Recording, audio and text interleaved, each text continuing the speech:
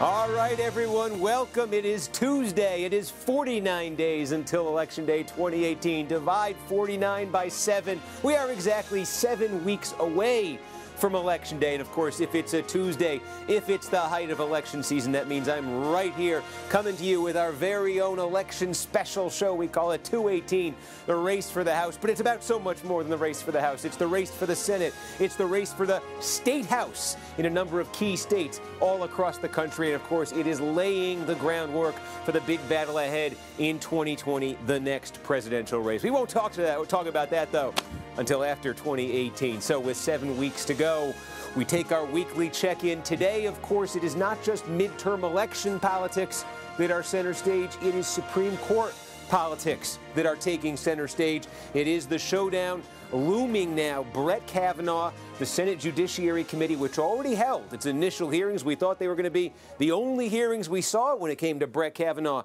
and his nomination for the Supreme Court. But the Senate Judiciary Committee now set to hold new hearings. It looks like this coming Monday, Brett Kavanaugh has accepted an invitation to appear and testify about the allegation of sexual assault that has been made against him by a woman who says that when they were 17, when they were teenagers in the early 1980s in Maryland, that he sexually assaulted her. We do not know yet, and we'll talk more about this in a minute, we do not know yet for certain that she will testify. That's one of the issues that's still out there. Will she testify? What will that testimony look like? What will that hearing look like? But in terms of the politics of this, to put this in some perspective, we know how important Supreme Court nominations are to Donald Trump's base, to the Republican base. There's all sorts of arguments out there that the reason Trump ultimately got so much loyalty from Republican voters in 2016 was in large part because of things like this, the idea that he would be in power to nominate a Supreme Court justice like Brett Kavanaugh. But even before these allegations hit,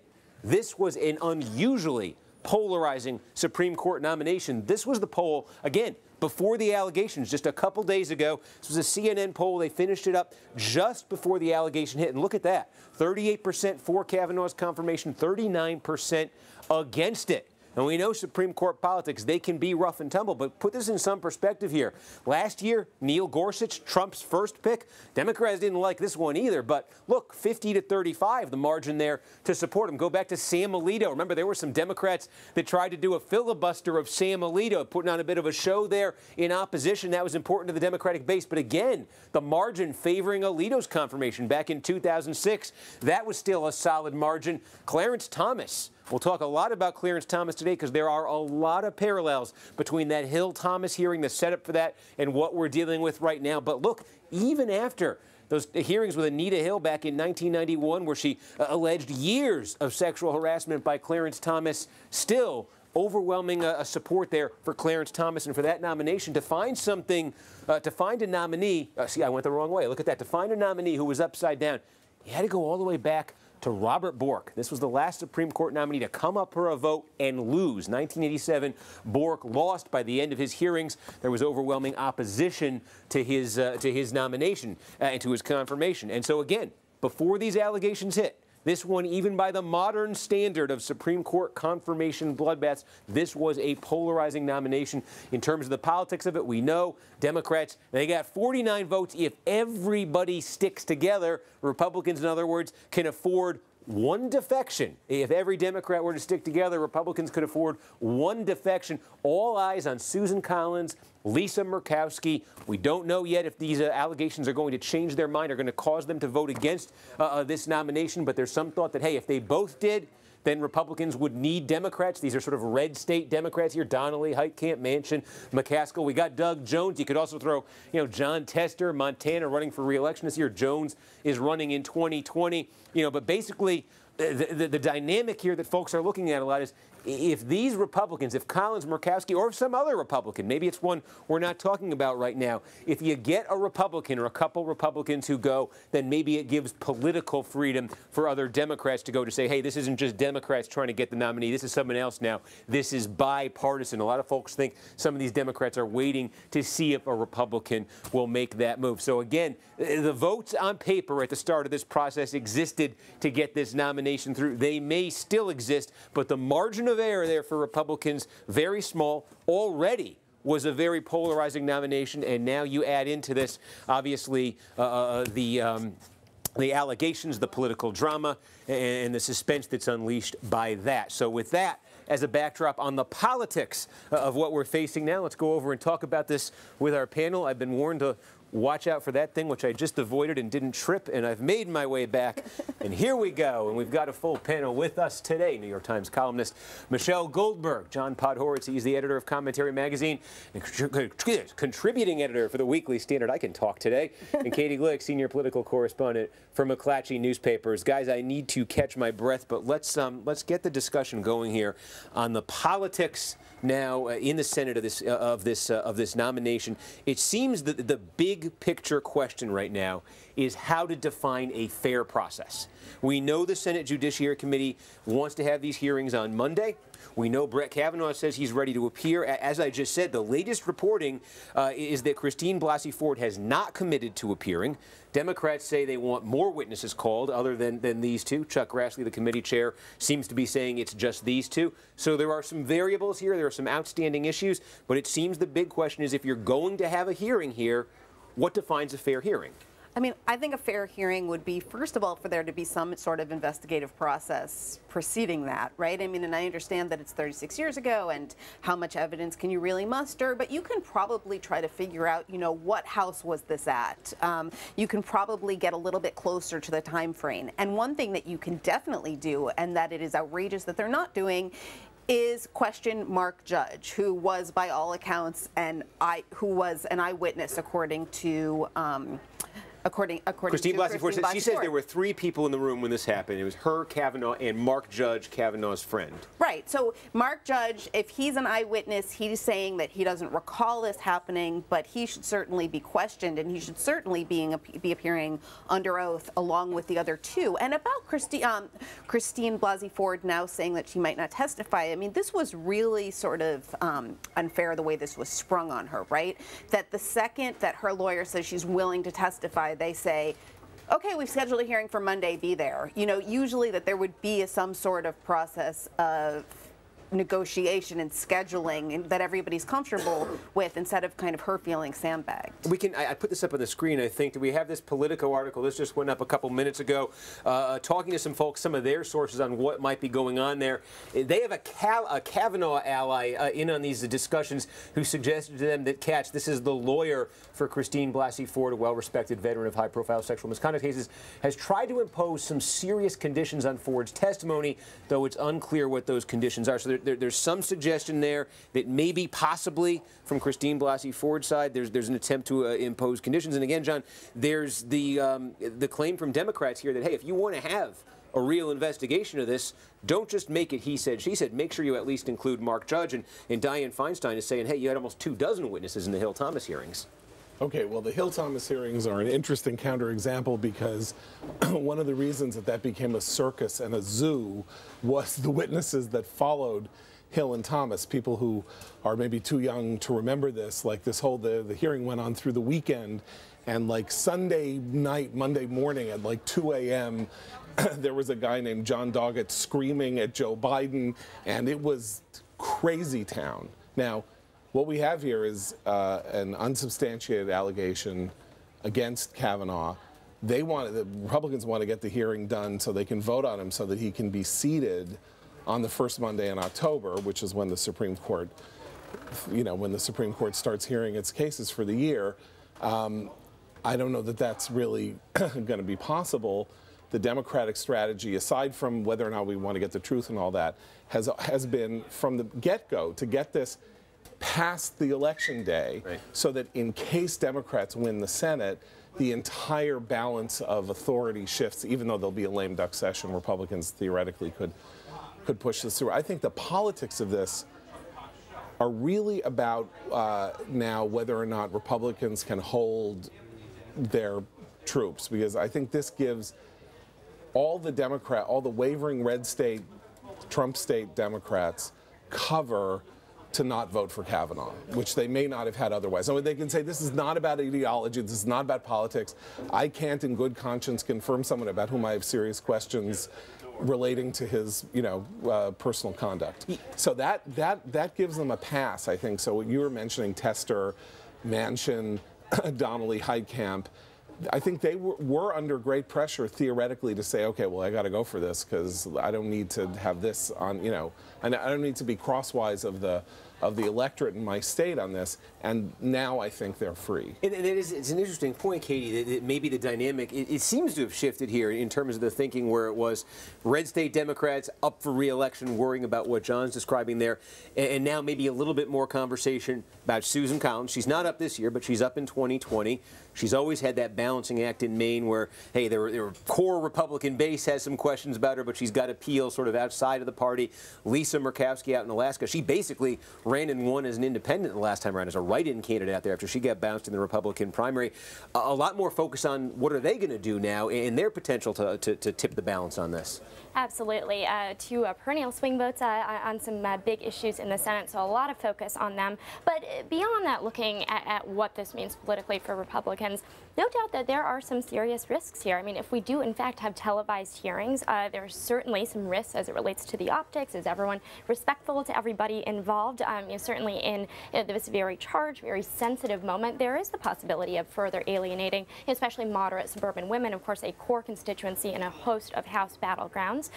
And then beyond that, you know, if we are not able, if Republicans are not able to, in fact, get this nomination done on the timeline that they want, it's really unclear how this ends up playing with the conservative base. You know, is the base then, and of course we can talk about what this means on the Democratic side as well, but talking about Republicans for a moment, you know, is the base even more riled up then to turn out, you know, we have to save this seat, or is there additional frustration with the Senate that, you know, even though Republicans control it, they still weren't able to execute this in the way that the conservative voters had been promised, and we see even more apathy there. So a lot of risk. And I'm wondering too, what you mentioned, John, the you know, what happens if Democrats can play this out and you get past the election, you get past the November election. Democrats think they got a shot. We'll talk about this in a minute here. Think they got a shot at taking back the Senate. Is this realistically? Is this the only shot Republicans have to get this thing filled if they were to lose the Senate? So I actually don't think so, right? I mean, I think that if they were to, I think that they will probably jam somebody through in the lame duck before January. I actually can't imagine them not doing that. You know, certainly if Democrats take the Senate, I would be surprised that they would vote to confirm anybody except for Merrick Garland. But you know, that relies on a kind of series of very unlikely events lining up in a very particular way. And so I actually, you know, the politics of this are a little bit complicated because on the one hand, Democrats are very opposed to this nomination for a whole host of reasons, including Kavanaugh's, you know, extreme deference to executive authority. And people basically think that Trump chose him because he's somebody who's going to give him impunity should he try to pardon himself or withhold documents or do all sorts of other things related to obstruction of justice. But for Democrats, in some ways, it's better to have somebody like Kavanaugh than, say, Amy Coney Barrett, who is a very socially conservative justice who's seen as a likely replacement should the Kavanaugh nomination be scuttled. Because, I mean, I feel like it's hard for me to put into words the depth of the insult that you have a president who brags of sexual assault appointing this sort of frat boy accused of rape, and that is going to result in the end of Roe versus Wade, right? That my daughter is going to lose kind of crucial bodily autonomy and human rights because of this gaggle of men. I mean, it just seems to underline everything that feminists have always said about the sort of brute patriarchy behind social conservatism.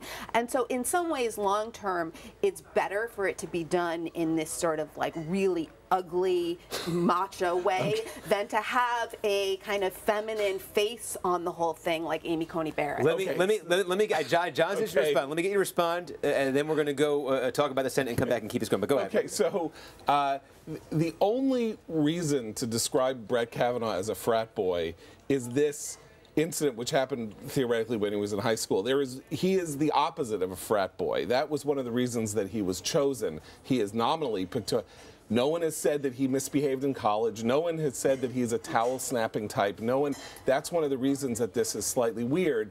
This does seem to be entirely out of character. There's no record, no evidence, no history of any malign personal behavior toward women at all, except for this story. So that's number one. Number two, the only thing that I can think that would have a positive motivating effect on Republicans rather than a depressive effect if Kavanaugh were withdrawn would be if Trump immediately chose Barrett. That is to say, it would be, oh yeah, okay, so I tried to play, I picked an anodyne, a guy I thought was like a respectable middle of the, you guys went after him, well now I'm gonna jam this right-wing, you know, opus, big Catholic, down your throats, see how you like it. And what's more, that's how Trump will phrase it, and that is how the Republican base will hear it, and that might conceivably juice turnout. But not necessarily where they need turnout. That's part of the weird part is, as you said, their problem is that they're cratering among suburban moderate women and, you know, so classic Republican electorate.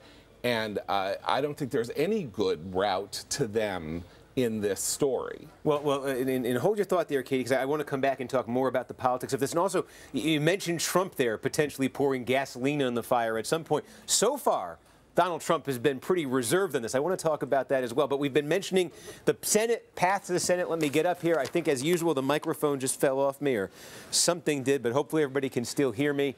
All right, they still hear me. Something fell off here. Anyway, let's take a look at... It's supposed to be. Here we go. So right now, we're talking about the path to the Senate Democrats have, how that could factor into all this, sort of the state of play right now. We've been saying every week the single most important number nationally to keep an eye on is what is the president's approval rating. So here's our weekly check-in. He's sitting here at an average of 40.9%. Now remember, at the end of August, toward the end of August, this number was getting up near the mid-40s. It was getting up near where Republicans said they needed to be to have a chance to hold on to the House. It has fallen about 3 points since then on average. So the question continues to be, is this going to reverse it all? Is it going to climb between now and Election Day? Is it going to stabilize around here? Is it going to drop more? Because at this point, or even lower, it gets harder and harder for Republicans to hang on to the House. They probably need to get it back up to where it was there at the end of August before really what's been a few extra chaotic weeks, even by the standard of this administration. When we talk about the Senate, though, we say it, this has been the drop. When we talk about the Senate, though, this is when the approval rating starts to drop. We start to go from just the House to potentially the Senate being in play. Let's just give you a sense of where we think the battleground stands right now. So remember, the bottom line is the Democrats need a net gain of 2 seats. We think the battleground right now looks like this. The 6 in blue, Democratic-held seats that Democrats are at risk of losing. Republicans have a plausible chance of winning, we think, in these 6 states. On the flip side, the 4 in red, you see, these are the 4 where Democrats have a chance of getting pickups, where they have a chance of taking out Republicans or picking up Republican-held seats. Nevada, Arizona, Texas, Tennessee. So add these all together, Democrats need a net gain of 2 from this battleground to get the Senate. We got a bunch of new polling just in the last 48 hours within this battleground. Let me take you through it very quickly. In Arizona, this from CNN, it matches what some other polls have shown, what our own poll showed a couple months ago. Kyrsten Sinema, the Democratic nominee there, they have her ahead by 7. We had her ahead by 4 in our own poll. There have been a number of polls, though, showing a slight but potentially significant advantage for Sinema in the early going in this race. That would be a Democratic pickup. So would this. Tennessee, Bob Corker not running again. It's an open seat. Trump won the state by 26. Why is it in play? Phil Bredesen, very, very popular former governor. You poll him, his favorability rating is in the 60s in Tennessee. Astronomical for a Democrat in a red state. CNN's got him up 5 points. We had him up 2 in our poll. Not the only poll that's got Bredesen ahead out there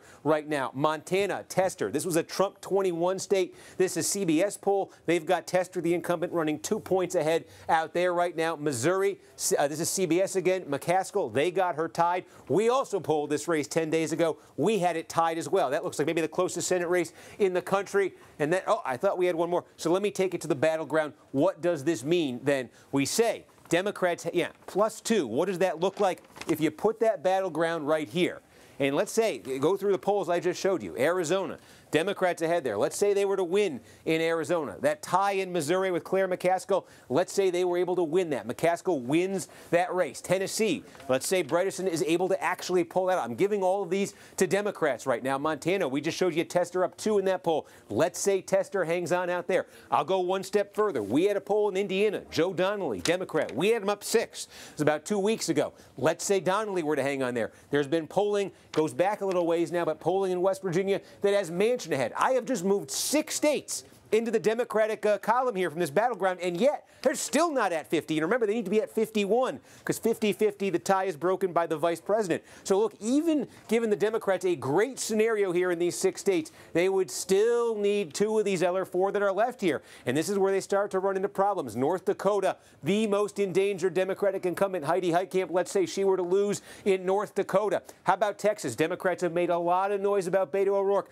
Let's say he gets close, but he doesn't get across the finish line. Then Republicans are sitting at 49. You got Florida, Nevada. If the Republicans take just one of them, they're at 50. They hang on to the Senate. So, again, even when things start breaking Democrats' way, even if there is that blue wave on the Senate side, the geography they're up against on the Senate side, it could be prohibitive. There is a path for them to do this. We weren't even sure there'd be that 6 months ago. But still, even with things breaking their way, they'll probably still need a few breaks on top of that if they're going to get the Senate. So we wanted to check in on that. Walk it back over here to the panel, and we can pick up our conversation. And we were starting to talk about this before I made my little trip to the board there. But Katie, we think back to Clarence Thomas and Anita Hill in 1991 and how that reshaped election year politics in 1990. They called 1992 the year of the woman, right? They've been calling 2018 the year of the woman even before this happened. But the potential, if these hearings do take place on Monday, the potential for these hearings to shake up elections all across the country. Significant, very significant, especially again on the House front, where we do have so many endangered Republican incumbents running in districts where you do have a lot of moderate women who maybe have long been Republican voters but are really turned off by the sort of hard-edged elements of the Trump brand. And then certainly in some of these battleground Senate states, these states are home to big cities and with suburbs there as well. And certainly there's a lot of potential for impact there. On the Senate front, I was speaking with some Republican and Democratic strategists this morning, and both expect that the battle over the Supreme Court has the potential to really energize both bases, depending on how this plays out. Of course, it's hard to see how the Democratic base gets more energized because that energy is through the roof, but certainly a lot of risk and on the Republican side as this moves forward. I think that's an important point. You can't count a vote twice. So Democratic women and women who are available to vote Democratic are, you can't, if the enthusiasm is through the roof, there's a very little margin for improvement, it strikes me, in what we're hearing about this. So the question, I think, is whether what goes on with Kavanaugh depresses or stimulates Republican voters who might otherwise stay home. And I think that's an open question for this reason. You might think it would stimulate them on the grounds that there's a liberal Democratic media conspiracy to take this guy down, and that's assuming what Trump will say or what Republicans will say in October. But the record of late-breaking scandals against Republicans does not favor the argument that they're good for Republicans. In 2006, as the Republicans were heading into a Democratic wave, there were 2 or 3 that was the Mark Foley. Foley, congressman from Florida. There were 2 or 3 others. Bob Ney. There was a corruption case, and it didn't help. Like, I'm not saying that you could have made a counter argument, but it makes people feel, oh my God, Now, the case that simulated Republicans will make is like, they're going at us. They're doing whatever they can to take us down. You have to come out to the polls and do this for us. But the number of people the number of people among Republicans who will hear that argument and want to go to the polls are probably already the ones who are going to go to the polls. The question is whether less stimulated Republicans will be stimulated by this argument. I don't know. Something caught my ear this morning, Michelle. This was Hugh Hewitt, who we have here on MS a lot. He has a radio show as well. He had Chuck Grassley, the chair of the Judiciary Committee, on it. And Hugh Hewitt wants this nomination to go through, and he suggested to, or has wanted it, I should say. He suggested to Grassley, he said it's going to look bad, potentially, that the Republican side of this committee is all male. And if you're going to be interviewing, if Christine Blasey Ford Court does end up testifying, to have an all-male Republican sort of interrogation squad going at her. And, of course, that's informed by the memory of Anita Hill in 1991 and the dynamic there. He suggested that the Republicans bring in Kelly Ayotte, the former senator, former attorney general in New Hampshire, and sort of deputize her to lead the questioning. Grassley suggested, maybe he was just being friendly to his host, he suggested it was under consideration. It seems there might be some awareness there on the part of Republicans. Is that something that could set off the sort of reaction that we saw in 1991 and 92? I mean, I have no idea. I think that, look, it's not that it looks bad. It is bad, right? I mean, you have an all-male panel trying to ram this thing through, who's going to be up there with the job of discrediting this woman who kind of never sought the limelight. And I suppose that they can get this woman to be their beard and, you know, sort of do the questioning for them.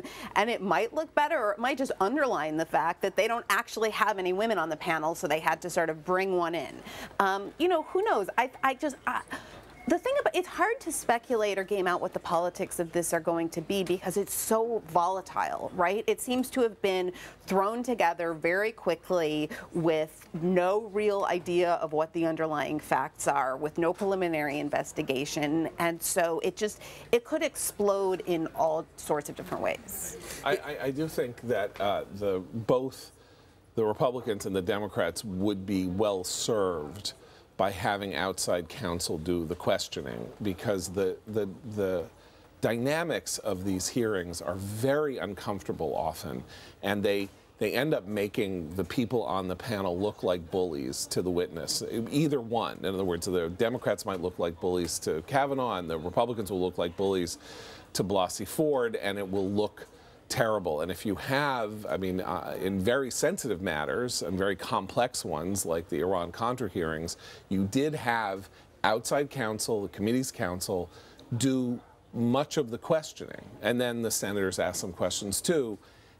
It seems to remove some of the emotion and this performative aspect, which I think nobody really wants necessarily. Like, that's the volatility is. It could play very badly for everybody. Arlen Specter in 91 went after Anita Hill, accused her of perjuring herself, and his opponent in 1992, Democratic opponent, she came out of nowhere in her primary. She ran a TV ad that showed Specter going after Hill during the hearings, and then they hit the pause button. She said, "Did this make you as angry as it made me?" And she went from about 4% to 45%. She did not beat Specter in the end. She came about 1.5 points away, but Lynn Yackel came out of nowhere just on the strength of the backlash to that. I mean, no doubt that there is a lot of risk here for really. I mean, it was certainly for Republicans. There is some risk for Democrats. You know, certainly if we do have both sides up there, there's the risk of sort of overplaying that hand one way or the other. But no doubt, especially for Republicans at this very, very sensitive time when the party is struggling so much again with female voters, at least in certain districts. I mean, this is not the situation that they wanted to be in. They thought that this was going to be a pretty easy confirmation, and you know, certainly you look at the president's numbers, he's really strong still with Republicans, and part of that is because he was in fact able to deliver the Gorsuch confirmation. They had hoped that this would be something else along those lines to sort of further give evidence to conservative voters that yes, we control Washington, and in fact we can get things done, and now everything is sort of up in the air, and all kinds of risk really on all sides. Right, and we talk about that chaos that seems to have brought the president's poll numbers down. This development suggests that chaos is going to continue, that sort of swirling controversy in the media that seems to bring him down a little. And, you know, one of the things about the high Republican numbers in support of Trump, you know, between 80 and 92% or something like that, one of the reasons those numbers are like that is that the Republican Party's self-identified electorate is shrinking. And a lot of the people who might have stayed Republicans but not like Trump have basically left the party altogether. The party appears to be a couple of percentage points smaller than it was in 2016. And so under those circumstances, you know, the fact that his numbers are really good with Republicans is a mask for a deeper electoral problem in November, potentially. Maybe not. I mean, we'll know in 7 weeks. But certainly Republicans did not need there to be chaos over this or anything else. That Trump believes in chaos for his own sake. It is bad for these candidates who need to project an image of strength and durability and reassurance to the voters in these incredibly close races. Look at Josh Hawley in Missouri, right? So McCaskill, by all rights, should probably be fitted. That is a state that's gone deep red. She's pretty liberal.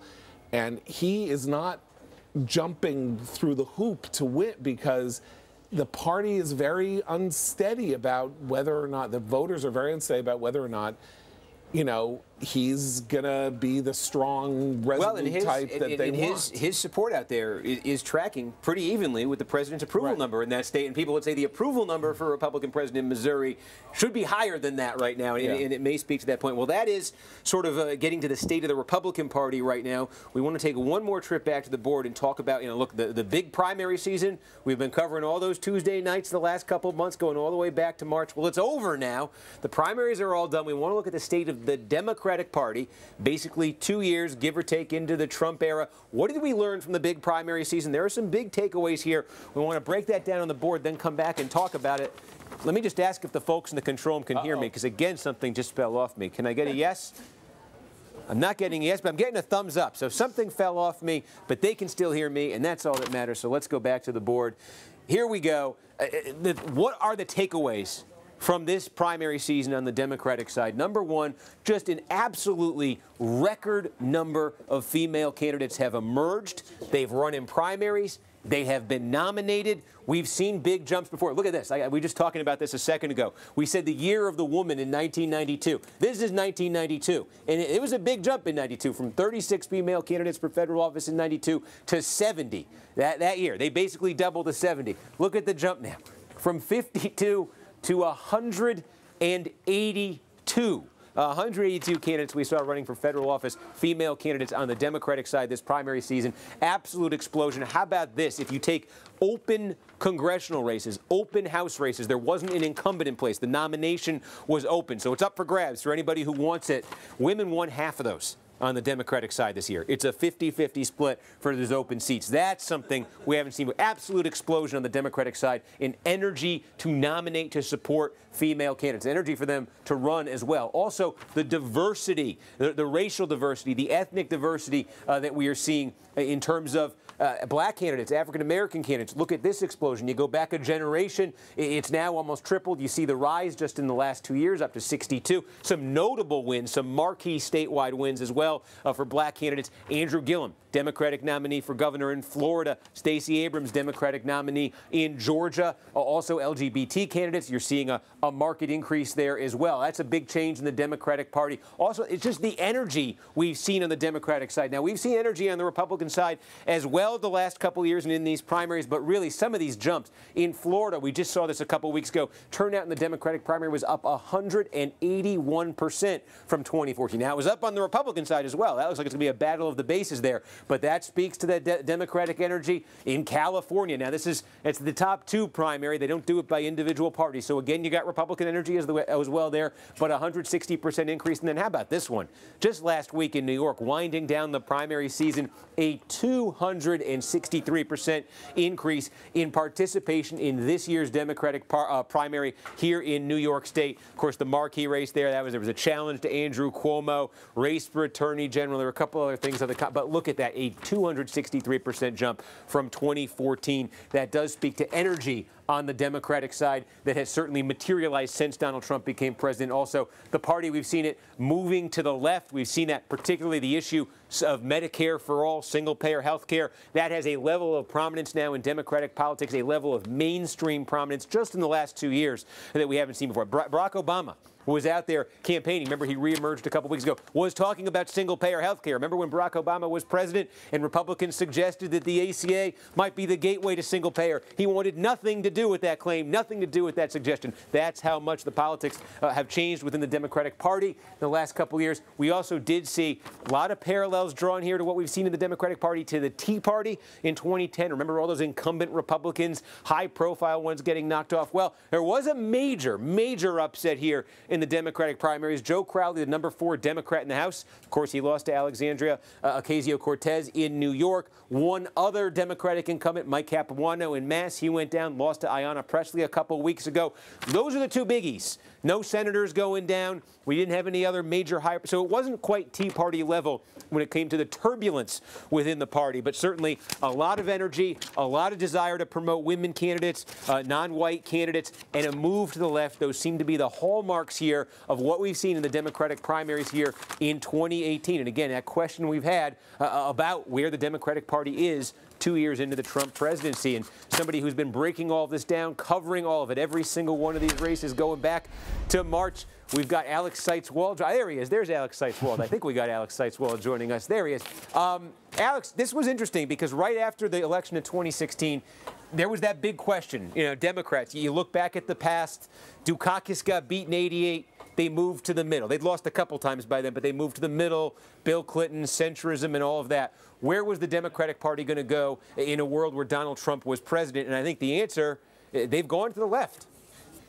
Absolutely, Steve. They've definitely gone to the left. And then there was a question about how much they would move to the left and what would that look like. You mentioned the Tea Party. I think that's probably the closest historical analogous event that we have. But as you noted, there were not a lot of huge upsets. I mean, I love this historical echo. Almost 8 years to the day that Andrew Cuomo won re-election in New York, and not by a small margin, but by a huge margin over Cynthia Nixon, who ran, way to his left.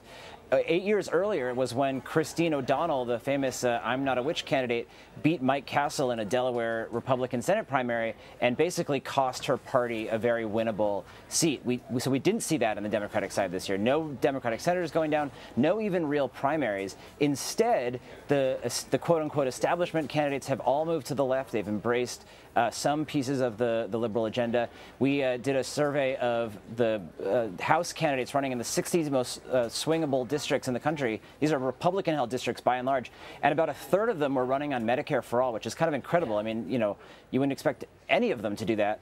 But at the same time, the insurgents, the kind of Bernie wing, only scoring a couple of upsets. Alexandria Ocasio-Cortez, Ayanna Pressley, Andrew Gillum.